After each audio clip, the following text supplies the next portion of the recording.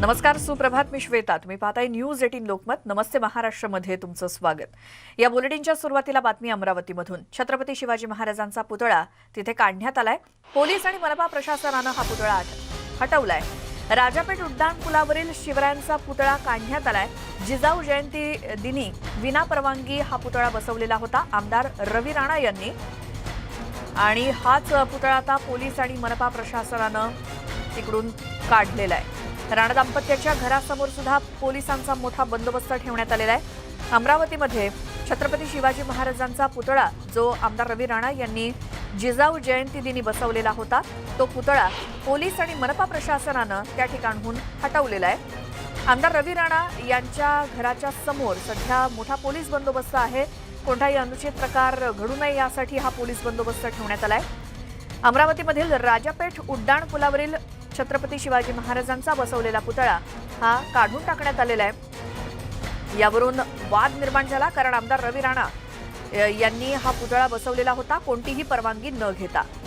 याच संदर्भात आपण माहिती घेऊयात. आमचे प्रतिनिधी संजय शेंडे आपल्यासोबत आहेत. संजय, हा पुतळा जिजाऊ जयंती दिनी बसवला, त्यानंतर काय वाद निर्माण झाला होता आणि का हा हटवला गेलाय? खरं पाहता 12 तारखेला जेव्हा जिजाऊ यांची जयंती होती त्या दिवशी राजापेठ येथील उड्डाण पुलावर आमदार रवी राणा जे यांच्या वतीने तो पुतळा, शिवाजींचा पुतळा तो स्थापन करण्यात आला होता. मात्र या पुतळ्याला महानगरपालिकेची जी रितसर परवानगी आहे ती घेण्यात आली नव्हती आणि त्यावरून हा वाद खरं तर मिटला, वाद निर्माण झाला होता. मात्र त्यानंतर 2 दिवसानंतर रवी राणा हे महानगरपालिकेत त्यांनी अधिकाऱ्यांसोबत बैठक घेतली आणि त्यांनी सांगितले की शहरातच नव्हे तर जिल्ह्यात अनेक ठिकाणी जे पुतळे बसवण्यात आलेले आहेत ते अवैध पुतळे आहेत. त्याच्यामुळे हा पुतळा जरी आम्ही बसवला असला तर या पुतळ्याला रितसर परवानगी महानगरपालिकेच्या वतीने देण्यात यावी. हा पुतळा कुठल्याही परिस्थितीत हटवला जाणार नाही अशी भूमिका राणा यांनी घेतली होती. राणा यांच्या भूमिकेला मनसेच्या वतीने सुद्धा पाठिंबा देण्यात आला होता आणि पुतळा हटवू नये अशी भूमिका राणा समर्थक आणि शिवप्रेमींनी घेतली होती. मात्र काल रात्री 12 वाजतापासून तर सकाळी 5 वाजेपर्यंत प्रचंड पोलीस बंदोबस्त ठेवण्यात आला होता आणि या उड्डाण पुलावर जाणारे सगळे रस्ते जे आहे ते रस्ते बंद करण्यात आले होते आणि त्यानंतर सकाळी पहाटे 5 वाजताच्या दरम्यान हा पुतळा जो आहे पुतळा महानगरपालिका प्रशासन आणि पोलीस प्रशासनाच्या वतीने हटवण्यात आलेला आहे. कुठलाही अनुचित प्रकार घडू नये म्हणून रवी राणा आणि या राजापेठ येथील उड्डाण पुलावर दोन्ही ठिकाणी प्रचंड पोलीस बंदोबस्त लावण्यात आलेला आहे आणि राणा दाम्पत्यांना सध्या नजरकैदेत ठेवल्यासारखी परिस्थिती जी आहे ती या ठिकाणी आहे. आणि या पुतळ्यावरून आता राजकारण जे आहे राजकारण मोठं पेटण्याची शक्यता जी आहे अमरावती जिल्ह्यात वर्तवली जात आहे. त्यामुळे राणा समर्थक जे आहे ते आता दुपारी काय करतात, आक्रमक होतात काय, यासोबतच मनसे जे आहे मनसे सुद्धा राणा यांच्या सोबत आहे. विशेष म्हणजे महानगरपालिकेत भाजपची सत्ता आहे आणि भाजपची सत्ता असताना हा पुतळा कसा हटवला गेला अशी सुद्धा अनेकांची जी आहे ती मागणी केलेली आहे की हा पुतळा जो आहे हा राणा समर्थक यांचे जे समर्थक आहे यांनी अशी मागणी केलेली आहे की हा पुतळा जो हटवण्यात आलेला आहे तो पुतळा पूर्ववत त्या ठिकाणी बसवण्यात यावा अशी मागणी सुरू आहे. त्यामुळे आता यावरून जिल्ह्यात चांगलं राजकारण पेटलेलं आहे. बिलकुल संजय, मात्र ज्या वेळेला 12 तारखेला हा पुतळा बसवला गेला, आमदार रवी राणा यांचा उद्देश काय होता नेमका राजापेठ उड्डाणपुलावरतीच हा महाराजांचा पुतळा बसवण्यामागे? अमरावती येथे जो हा नव्यानेच राजापेठचा जो उड्डाणपूल आहे हा उड्डाणपूल नव्यानेच तयार करण्यात आलेला आहे. देवेंद्र फडणवीस यांच्या हस्ते या उड्डाणपुलाच्या खाली असलेला भुयारी जो मार्ग आहे याचं उद्घाटन सुद्धा करण्यात आलं होतं. मात्र या ठिकाणी जेव्हा उड्डाणपूल तयार करण्यात आला त्याचवेळी त्या ठिकाणी एक जागा ठेवण्यात आली होती आणि या जागेवर राणा यांचा आधीपासूनच उद्देश होता की त्या ठिकाणी शिवाजी महाराजांचा पुतळा बसवण्यात यावा आणि म्हणून त्यांनी तो 12 तारखेला बसवला. मात्र शिवाजीच्या पुतळ्यावरून राणा राजकारण करत आहे असे काँग्रेस आणि इतर राष्ट्रवादीचे किंवा इतर जे पदाधिकारी आहेत ते आरोप करत आहे. तर शिवाजी महाराजांचा पुतळा हटू नये अशी मागणी जी आहे ती राणा समर्थक करत आहे. एकूणच राणा शिवाजी यांच्या पुतळ्यावरून अमरावती जिल्ह्यातलं जे राजकारण सध्या तापताना दिसत आहे. संजय, धन्यवाद या सगळ्या माहितीसाठी.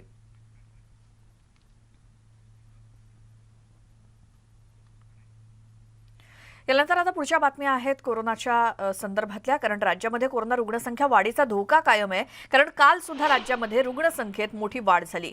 गेल्या 24 तासात राज्यात कोरोनाच्या 42,462 इतक्या नव्या रुग्णांची भर पडली आहे.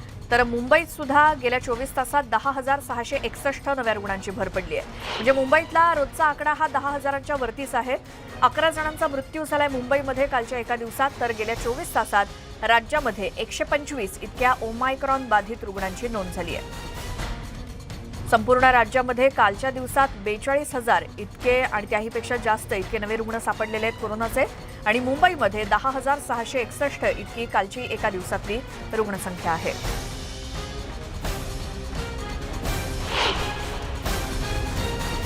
राज्यामध्ये कोरोना रुग्णसंख्या वाढीचा धोका कायम आहे, कारण काल सुद्धा रुग्णसंख्येत मोठी वाढ झाली. 24 तासात कोरोनाच्या 42,462 इतक्या नव्या रुग्णांची भर पडली, तर 23 जणांचा मृत्यू झालाय. राज्यामध्ये गेल्या 24 तासात 39,646 रुग्ण कोरोनामुक्त होऊन घरी गेलेत. मुंबईमध्ये सुद्धा गेल्या 24 तासात 10,661 इतके नवे रुग्ण सापडले आणि 11 जणांचा मृत्यू झाला. मुंबईतील वाढत्या मृत्यूसंख्येनं चिंता देखील वाढली आहे. तर गेल्या 24 तासात राज्यामध्ये 125 इतक्या ओमायक्रॉन बाधित रुग्णांची नोंद झाली.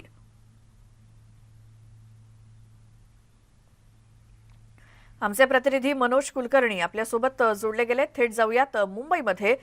मनोज, राज्याचा आणि मुंबईचा जो काही आकडा समोर आलेला आहे त्यामध्ये घट कुठेच नाही, वाढच दिसतेय. राज्याचा आकडा सुद्धा 42,000च्या वरती आणि मुंबईमध्ये गेले काही दिवस सलग आपण पाहतोय की रुग्णसंख्या 10,000च्या वरतीच आहे.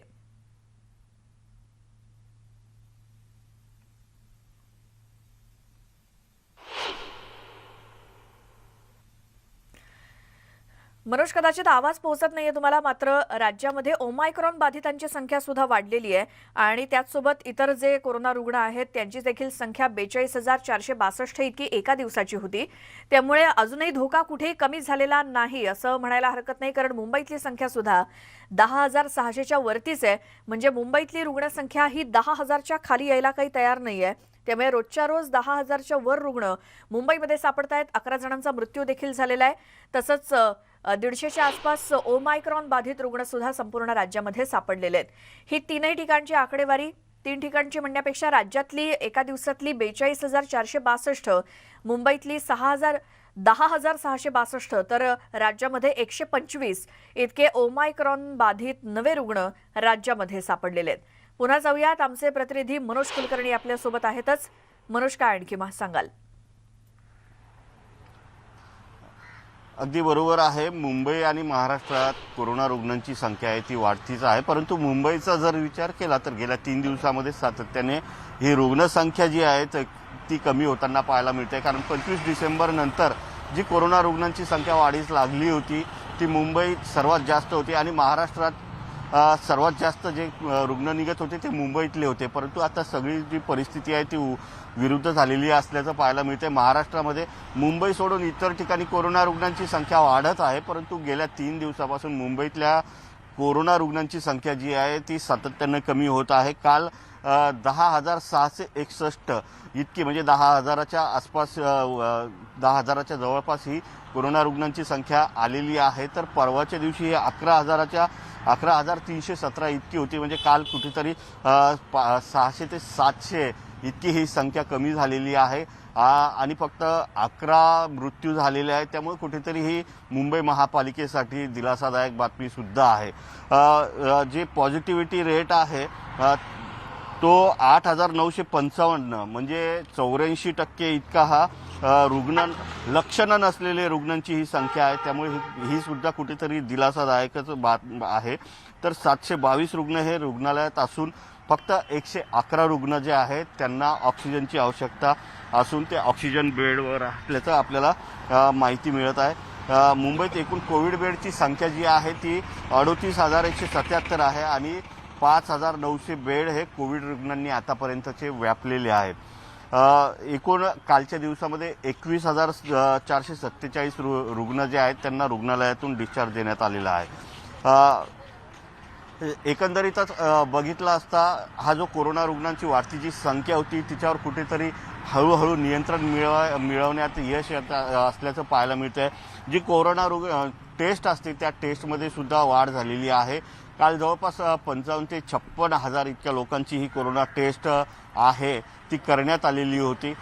एकंदरीतच जे गेल्या आठवड्यामध्ये जी व्हायरलची किंवा इतर जी साथ चालू होती, म्हणजे ताप असेल, सर्दी असेल, खोकला असेल, तिच्यामध्ये पण थोडीशी कुठेतरी कमी येत असल्याचं आपल्याला पाहायला मिळत आहे. जी मनोज, धन्यवाद या सगळ्या माहितीसाठी.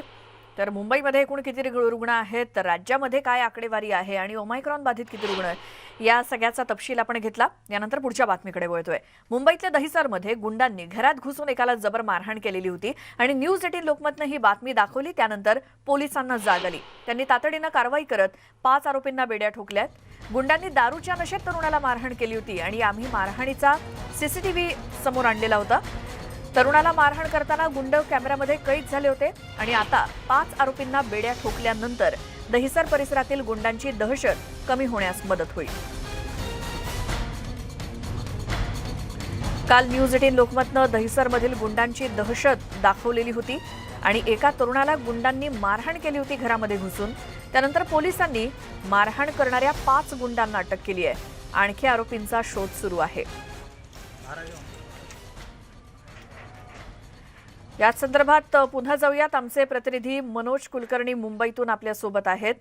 मनोज, हे सगळं सीसीटीव्ही फुटेज आपण दाखवलेलं होतं न्यूज 18 लोकमतच्या माध्यमातून. त्यानंतर समोर आला की नेमका हा प्रकार काय घडलेला आहे आणि काय घराची नासधूस केली, या व्यक्तीला जबर मारहाण सुद्धा केली आणि आता त्यांच्यावरती कारवाई झालेली आहे. ही खूप मोठी गोष्ट आहे. काय आणखी सविस्तर माहिती द्याल? अगदी बरोबर आहे. 2 दिवसापूर्वी म्हणजे परवाच्या दिवशी गुरुवारच्या दिवशी ही घटना झाली होती. दहिसरमधल्या या युवकाला काही गुंडांनी मारहाण केलेली होती. अतिशय खूप गंभीरपणे तो जखमी सुद्धा झालेला होता. हे जे गुंड होते, या गुंडातले काही जण जे आहेत ते तडीपार गुंड सुद्धा होते आणि ते तडीपार गुंड असताना सुद्धा ते पुन्हा त्या ठिकाणी येत आहेत, मारहाण करतायत.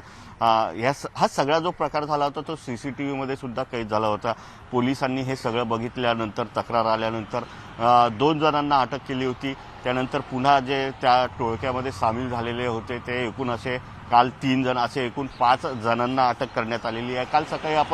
काल सकाळीच नव्हे तर दिवसभर आपण ही बातमी लावून धरली होती आणि पोलिसांनी सुद्धा मग या तडीपार गुंड जे आहेत त्यांना अटक केलेली आहे. तो युवक जो होता त्याचे आणि हे ज्या गुंड आहेत त्यांचे जुने वाद होते आणि त्याच वादातून हा सगळा प्रकार झालेला होता. परंतु कुठेतरी हा सगळा प्रकार होत असताना हे समाजकंटक जे असतात, गुंड जे असतात, त्यांचा मनोबल अशा गोष्टीमुळे वाढत असते. परंतु पोलिसांनी सुद्धा यावर कारवाई करत या 5ही गुंडांना अटक केलेली आहे आता. जी मनोज, धन्यवाद तुम्ही दिलेल्या माहितीसाठी. तर न्यूज 18 लोकमतनं ही बातमी दाखवल्यानंतर पोलिसांना जाग आली आणि त्यानंतर त्यांनी कारवाई केली आहे. हैदोस घालणाऱ्या या गुंडांना अटक करण्यात आली आहे. मुंबईच्या मालवणी पोलिसांनी नोकरीच्या बहाण्यानं मुंबईसह देशाच्या इतर राज्यांमध्ये जाऊन 1 ते 2 वर्ष प्रामाणिकपणे काम करून मालकांचं मन जिंकणाऱ्या आणि संधी मिळताच तो आपल्या बाकीच्या साथीदारांसह चोरी करणाऱ्या अशा चोरांच्या मुसक्या आवळल्या आहेत. ही टोळी चोरी करायची आणि इतर राज्यांमध्ये पळून जायची. अशा नेपाळी टोळीतील 3 चोरट्यांना अटक करण्यात आली आहे. इतकंच नव्हे तर किरकोळ चोरी झाली तर आणखी 2 ते 3 चोरी करायच्या आणि नंतर नेपाळला जायची. अशी मोठी चोरी झाली तर तो थेट नेपाळला जात असे. मुंबईतल्या मालवणीचे PSI हसन मुलाणी यांनी सांगितलं की मालाडच्या मड भागामध्ये मच्छीमारांकडे गेल्या 2 वर्षांपासून काम करणाऱ्या सुमन जनक शाही नावाच्या नेपाळ्यानं आपल्या 3 साथीदारांसह मड इथल्या एका पेट्रोल पंपाच्या कार्यालयाचं कुलूप तोडलं होतं आणि मालवणी पोलिसात तक्रार नोंदवून घेतल्यानंतर सीसीटीव्हीच्या मदतीनं तपास केला असता याच बोटीवरती काम करणाऱ्या एका नेपाळ्यानं आपल्या साथीदारांसह चोरी केल्याचं आणि चोरी केल्यानंतर वेगवेगळ्या राज्यांमध्ये पळून गेल्याचं निष्पन्न झालंय.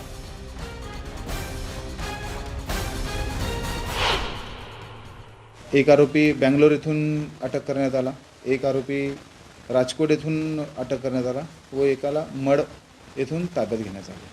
3ही आरोपीला अटक करून त्यांच्याकडून गुन्ह्याची मालमत्ता हस्तगत केली. तसेच त्यांनी गुन्हा करण्यासाठी वापरलेली कटवणी हे देखील हस्तगत करण्यात आली आहे. आरोपी हे नेपाळी आहेत. यांच्यातील एक नेपाळी वर्ष एखाद्या ठिकाणी नोकरी करतो.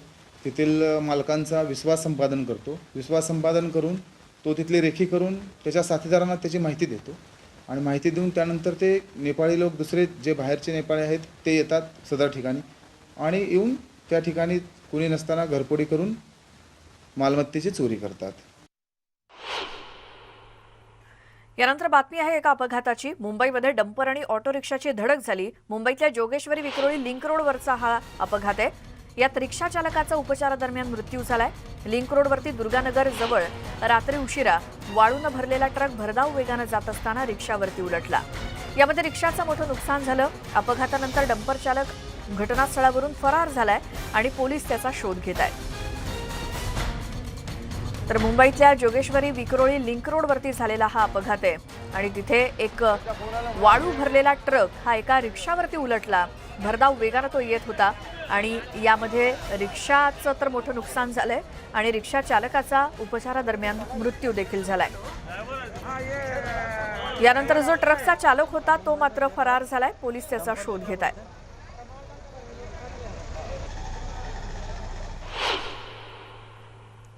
आता पुढची बातमी आहे नाशिकमध्ये वणीच्या सप्तशृंगी देवीच्या मंदिराला फळांची आकर्षक सजावट करण्यात आली आहे. 3.5 शक्तिपीठांपैकी अर्धपीठ असणारं देवीचं मंदिर छानपैकी सजलंय. संक्रांत आणि देवीच्या शाकंभरी नवरात्रोत्सवानिमित्तानं ही सुंदर सजावट करण्यात आली आहे. मंदिरामध्ये सुदर्शन याग सुरू आहे. यागाचा औचित्य साधून मंदिराला ही सजावट करण्यात आली आहे. जवळपास 1100 फळांनी हे मंदिर आणि हा गाभारा सजवण्यात आलाय.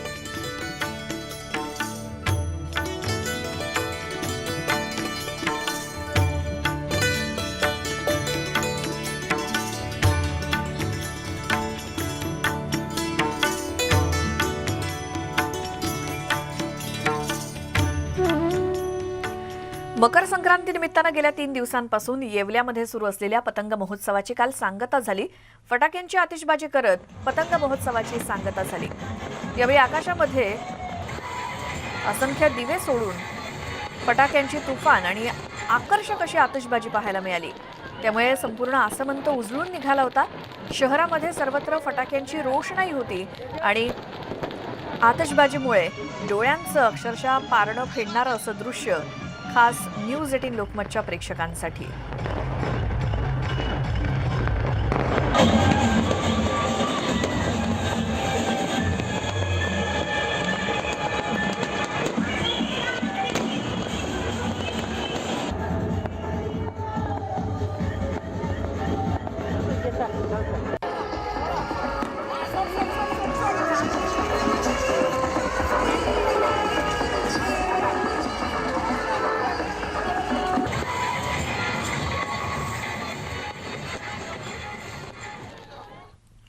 या बातम्यांसोबतच नमस्ते महाराष्ट्रामध्ये आपण इथेच थांबतोय.